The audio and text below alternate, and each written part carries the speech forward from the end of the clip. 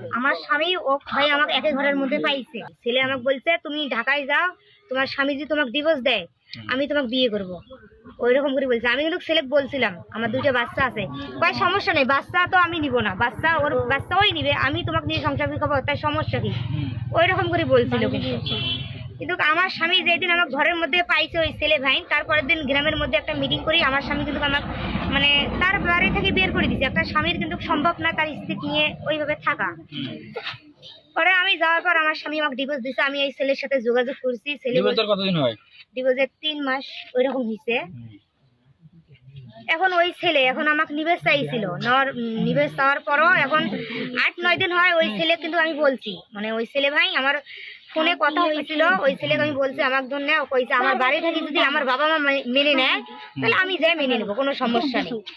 আর ওই কিন্তু বাবা মার সাথে কথা বলে।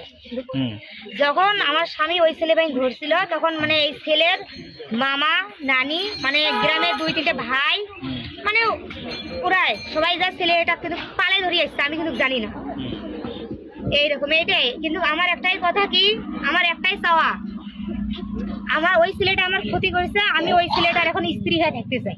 ছেলের সাথে আপনাকে এখনো কথা হয়?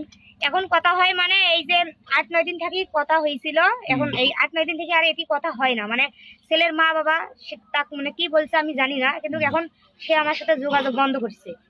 এখানে কখন আসছেন? এখানে আমি সকাল 7টায় এসেছি। 7টার সময়। এখন চাওয়া পাওয়া কি আপনার?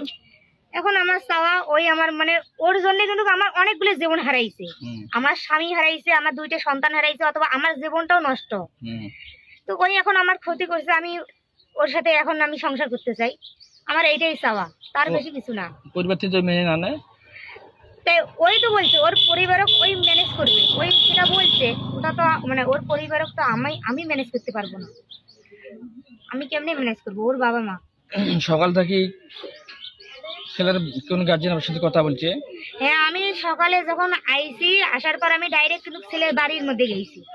যাওয়ার পর ছেলের বড় ভাই বলে কে কে, আমি কিন্তু মানে কথা বলি নাই, তাই ছেলের মা মানে ওইখানে গেছে। যাওয়ার পর আমাকে বলে এই মিন্নেতুলের বউ কয়া, মানে ছেলের মামি আসিল, মামি আর ছেলের মা আমার হাত ধরে ধাক্কে আমাকে মানে বের করছে।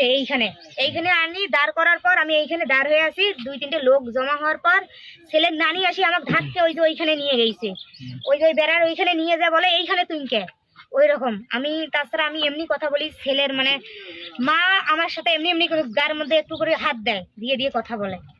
তো আমার একটাই অনুরোধ কি, আমি কিন্তু আমি একাই দোষ করিনি, ওদের ছেলেও দোষ করছে।